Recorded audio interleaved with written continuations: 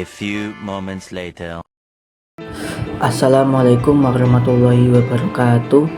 Perkenalkan, nama saya Muhammad Randi Wavendavanto dari Prodi PGSD kelas B dengan nomor NIM 2304281 1065. Di sini saya akan menyampaikan atau menjelaskan beberapa materi secara singkat dari mata kuliah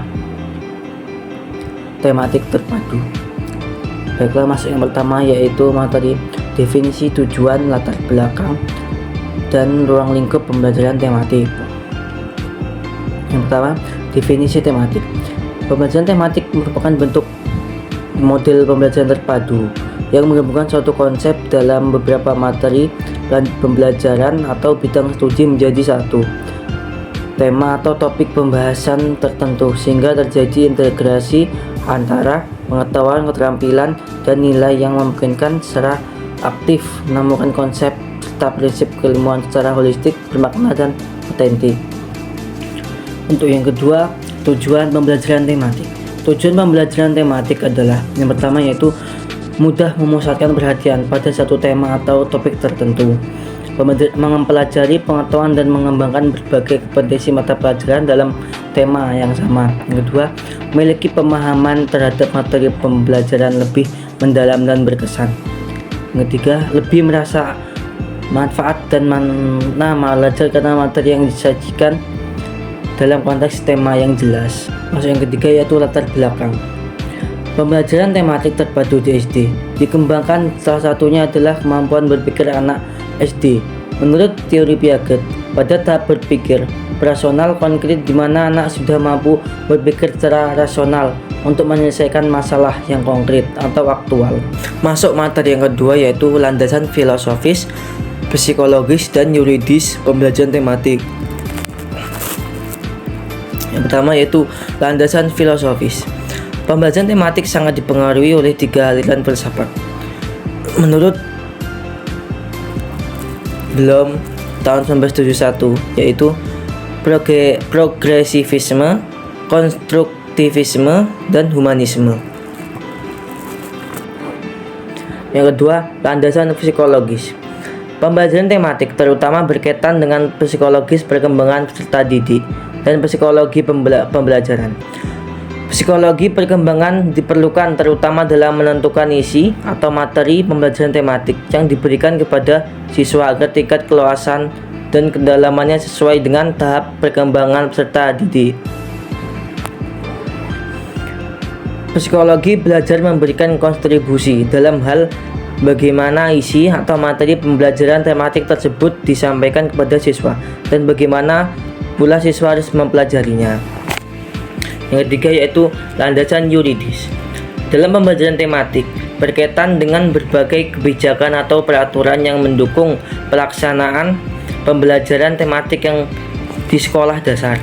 Landasan yuridis tersebut adalah Undang-Undang Nomor 23 Tahun 2002 tentang Perlindungan Anak yang menyatakan bahwa setiap anak berhak memperoleh pendidikan dan pengajaran dalam rangka pengembangan pribadinya dan tingkat kecerdasan sesuai minat dan bakatnya, atau pasal 9.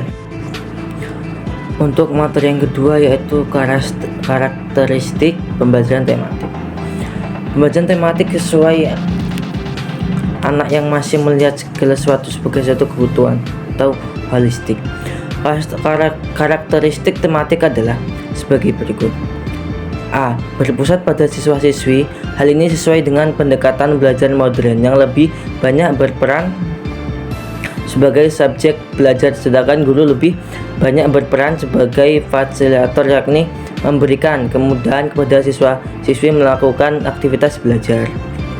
Yang kedua yaitu memberikan pengalaman langsung. Pembelajaran yang prosesnya dapat memberikan pengalaman langsung atau direct experience bagi siswa-siswi. Yang ketiga, pemisahan antar mata pelajaran tidak begitu jelas. Fokus pembelajarannya lebih diarahkan kepada teman-teman yang paling dekat berkaitan dengan kehidupan nyata. Untuk selanjutnya yaitu keunggulan dan kelemahan pembelajaran tematik. Yang pertama, kelemahan pembelajaran tematik.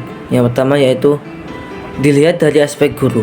Model ini menuntut tersedianya peran guru yang memiliki pengetahuan dan wawasan yang luas, kreativitas tinggi, keterampilan metodologik yang handal, kepercayaan diri, dan etos akademik yang tinggi, dan berani untuk mengemas dan mengembangkan materi. Yang kedua yaitu dilihat dari aspek siswa-siswi. Pembelajaran tematik termasuk memiliki peluang untuk pengembangan kreativitas akademik yang menuntut kemampuan belajar siswa-siswi yang relatif baik dari aspek integrasi maupun kreativitasnya. Untuk keunggulannya yaitu yang pertama, siswa mendapatkan pengalaman dan kegiatan belajar yang relevan dengan tingkat perkembangannya. Yang kedua, kegiatan belajar dipilih sesuai dengan bakat dan kemampuan siswa. Yang ketiga, kegiatan belajar menjadi lebih bermakna sehingga akan lebih mudah diingat oleh siswa dalam waktu yang cukup lama. Masuk materi yang ketiga yaitu prinsip-prinsip pembelajaran tematik dan implikasi langkah-langkah pembelajaran tematik. Yang pertama yaitu prinsip-prinsip pembelajaran tematik. Pembelajaran tematik terpadu dilaksanakan dengan menggunakan prinsip pembelajaran terpadu. Adapun prinsip-prinsip pembelajaran tematik terpadu adalah sebagai berikut. Yang pertama, serta didik mencari tahu, bukan diberi tahu. Yang kedua, fokus pembelajaran diarahkan pada pembahasan kompetensi melalui tema yang paling dekat dengan kehidupan peserta didik. Yang ketiga, terdapat tema yang menjadi pemersatu sejumlah kompetensi dasar yang berkaitan dengan berbagai konsep, keterampilan, dan sikap. Yang kedua yaitu langkah-langkah pembelajaran tematik. Pada dasarnya, langkah pembelajaran tematik sama dengan saintek dalam setiap model pembelajaran pada umumnya. Langkah-langkah pembelajaran ini meliputi 3 tahap yaitu perencanaan, pelaksanaan, dan penilaian atau evaluasi. Masuk materi yang keempat yaitu jenis-jenis model pembelajaran tematik. Yang pertama yaitu model jaring laba-laba atau Webet model. Pembelajaran ini adalah pembelajaran yang pengembangannya dimulai dengan menentukan tema tertentu yang menjadi tema sentral bagi keterhubungan berbagai bidang studi. Yang kedua, model keterkaitan atau connected. Pembelajaran ini pada prinsipnya mengupayakan adanya keterkaitan antar konsep, keterampilan, topik, ide, kegiatan dalam satu bidang studi. Dan memiliki kelebihan yaitu guru akan mendapatkan gambaran yang menyeluruh dan kemampuan atau indikator yang digabungkan. Yang kedua, menghubungkan ide-ide dalam satu bidang studi. Dan kekurangannya yaitu yang pertama, model ini belum memberikan gambaran yang menyeluruh karena belum menggabungkan bidang-bidang studi lainnya. Yang kedua, masih kelihatan terpisahnya antar bidang studi. Yang ketiga, tidak mendorong guru untuk bekerja secara tim. Yang keempat, memadukan ide-ide dalam satu bidang studi, maka usaha untuk mengembangkan keterhubungan antar bidang studi menjadi terabaikan. Yang ketiga yaitu model terpadu atau integrated. Model terpadu adalah pengembangan kurikulum yang menggunakan pendekatan lintas bidang ilmu utama dengan mencari keterampilan, konsep, dan sikap yang timpang tindih. Masuk materi yang keenam yaitu menjelaskan pengertian pemetaan tema dan menentukan tema dan prinsip tema. Pertama yaitu pemetaan tema. Pemetaan tema adalah suatu kegiatan untuk memperoleh gambaran secara menyeluruh dan utuh semua standar kompetensi dasar dan indikator dari berbagai mata pelajaran yang dipadukan. Dalam tema yang dipilih dalam penentuan ditetapkan sendiri oleh guru dan atau bersama peserta didik. Tema merupakan pengikat mata pelajaran satu dengan yang lainnya yang berada di dalam tema tersebut. Tema diramu dari kompetensi dasar dan indikator yang dijabarkan dalam sebuah konsep, keterampilan, atau kemampuan siswa. Yang kedua, cara menentukan tema. Menurut tim Puskur dari Departemen Pendidikan Nasional tahun 2006, menentukan tema dapat dilakukan dengan 2 cara, yaitu yang pertama, guru mempelajari standar kompetensi dan kompetensi dasar yang terdapat dalam tiap-tiap mata pelajaran, dilanjutkan dengan menentukan tema yang sesuai. Yang kedua, guru menetapkan terlebih dahulu tema-tema pengikat keterpaduan untuk menentukan tema tersebut. Guru dapat bekerja sama dengan siswa-siswi sehingga sesuai dengan minat dan kebutuhan mereka. Dalam memadukan atau mengikat pelajaran-pelajaran menjadi satu tema, perlu diperhatikan syarat-syaratnya. Yang pertama yaitu tema diangkat sebagai sarana untuk mencapai sasaran materi pelajaran dan prosedur penyampaian.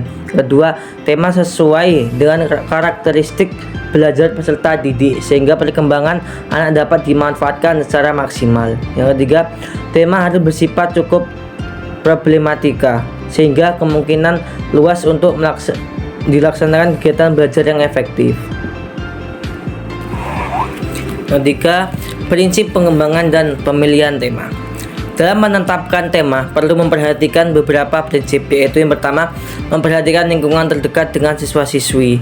Tema yang dipilih sebaiknya tema-tema yang ada di dalam kehidupan sehari-hari dan dialami anak. Yang kedua, dari yang termudah menuju yang sulit, dari yang sederhana menuju yang kompleks. Dengan demikian, maka harus diperhatikan mengenai urutan logis, keterkaitan antar materi dan cakupan keluasan serta kedalaman materi. 3. Dari yang konkret menuju yang abstrak. Masuk materi yang ke-7, yaitu elemen-elemen dasar pembelajaran tematik. Yang pertama, komponen pembelajaran tematik. Yang pertama, bahan ajar. Kategori bahan ajar dikelompokkan menjadi 4 kategori. Yang pertama, bahan ajar cetak. Contohnya handout, buku, modul, lembar kegiatan siswa, dan brosur. Yang kedua, bahan ajar audio. Contohnya kaset, radio, piringan hitam, dan compact disc audio. Yang ketiga, bahan ajar audio visual. Contohnya video compact disc dan film. Yang keempat, bahan ajar multimedia interaktif. Contohnya CD, multimedia pembelajaran interaktif, dan bahan berbasis web. Yang kedua, integrasi. Menggunakan beberapa kombinasi dalam mengatur aktivitas belajar seperti kelas klasikal, kelompok kecil, berpasangan, dan kegiatan individu. Integrasi baru berkaitan dengan kehidupan sehari-hari dan semua orang yang terlihat dalam pembelajaran tematik mencari koneksi dengan kegiatan yang sedang dilakukan di kelas. Yang ketiga, kolaborasi. Guru dan siswa belajar bersama-sama dengan berbagi dan bertukar ide satu sama lain. Pembelajaran yang dilakukan tanpa bekerja sama, seperti dalam pembelajaran tematik, hanya akan menekankan pada kompetensi di mana setiap siswa bekerja secara rahasia untuk mengalahkan yang lain dalam mengerjakan tugas-tugasnya. Itulah penjelasan materi mata kuliah tematik terpadu secara singkat dari saya. Kurang lebihnya mohon maaf. Wassalamualaikum warahmatullahi wabarakatuh.